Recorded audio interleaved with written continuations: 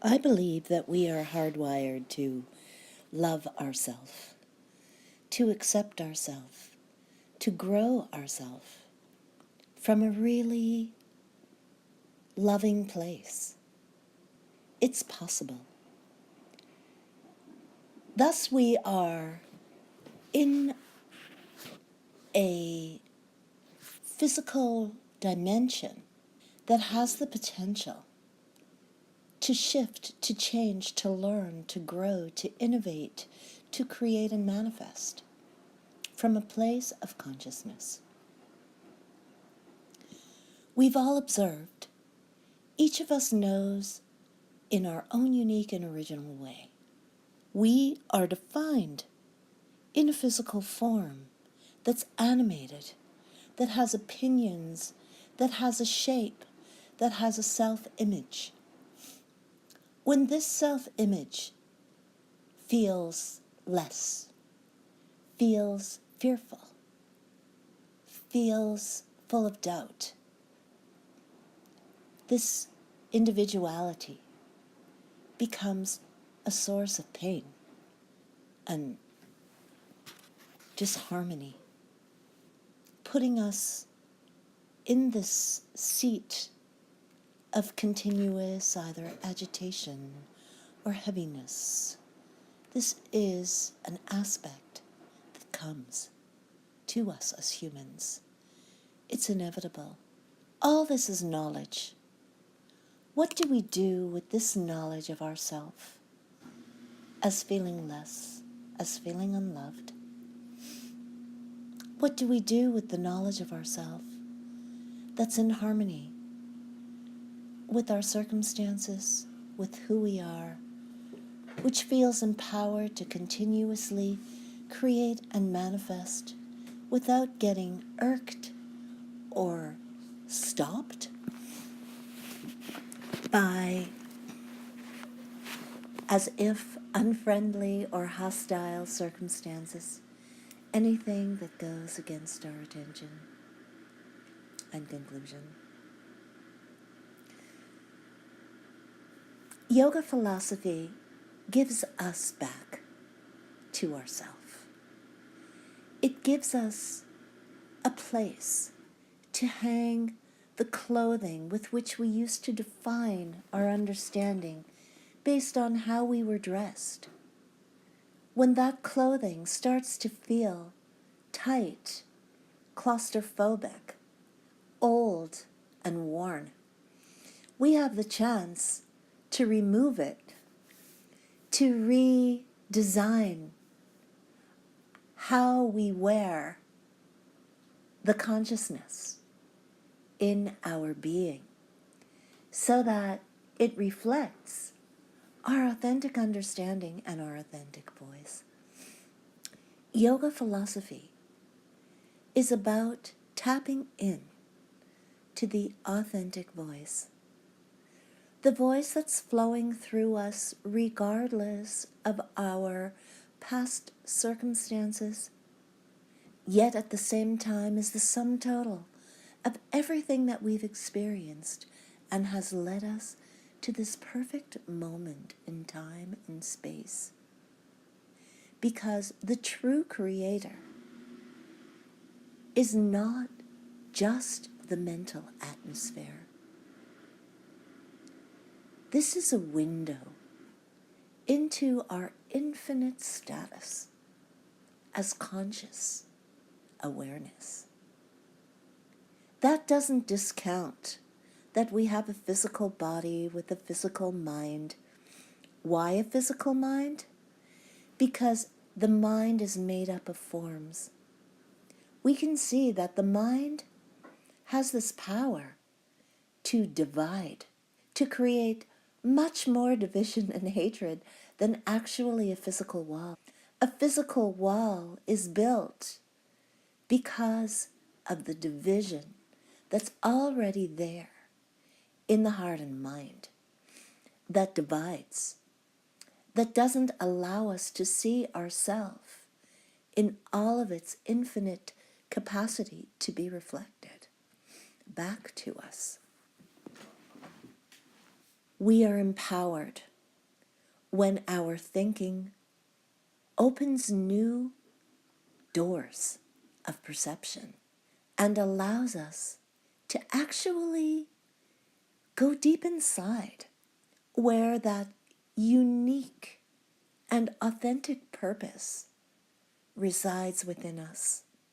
The more we connect with that which truly belongs to us, not that which has been imposed upon us through thinking, through scriptures, through repetition, through values and conditioning that have been repeated and repeated endlessly in our lives.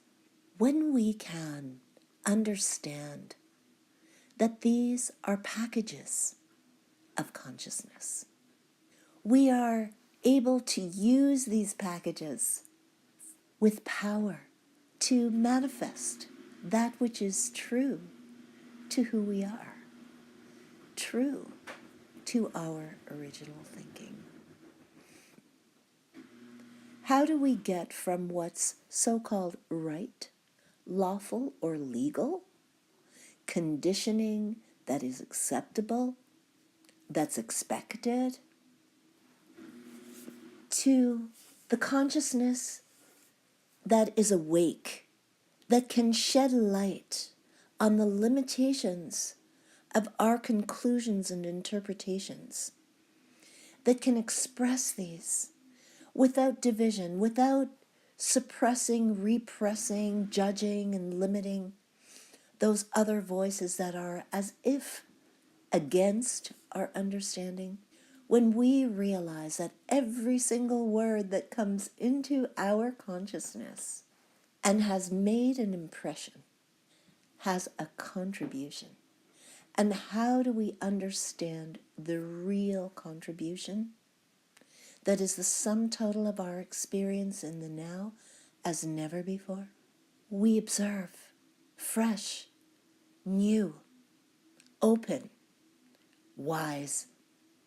We are in touch with this me now. We are not driven by blind rage. We can receive it. We can be activated by it. We notice it. And we move to a deeper place of including those forms of our own mind that are as if against us. We enlighten them. We awaken them. We give them room to be who they are, what they are, to express as they do. This is the gift that I have received, that I have been able to conclude with my conscious life, that love, not just romantic love or familial love or love of beauty and grace and all of those charming aspects of love, is the reality of love. I have understood that love is that cohesive power that allows this world to be exactly what it is, to go through its growing pains, to hear its voices, suffer, discover, reveal, and celebrate our potentiality to create the life that we value. Starting right here with our own individual understanding. And as we cultivate the understanding of the individual, we come into the knowledge of ourself as the integral one, expressing the diamond of its reality in these multifaceted cuts that reflect light uniquely or not. Sometimes the diamond is buried, is dusted, is neglected and put away somewhere in some drawer and forgotten. But the jewel of our existence nonetheless speaks to us from deep within. And when we can take the time to connect with that reality of our own self, then the world outside starts to reflect the reality of the love within, and the beauty and the grace and the poignancy and the depth and the breadth of this life that we share with all our fellow beings becomes known, and we respond from that space of love, of possibility, of potentiality, knowing that we are here as a representative of that pure consciousness to create a reality that is inherently dwelling within as pure potentiality, and remaining in touch with that truth is the hope and possibility of myself as pure awareness that never is confined by limitation.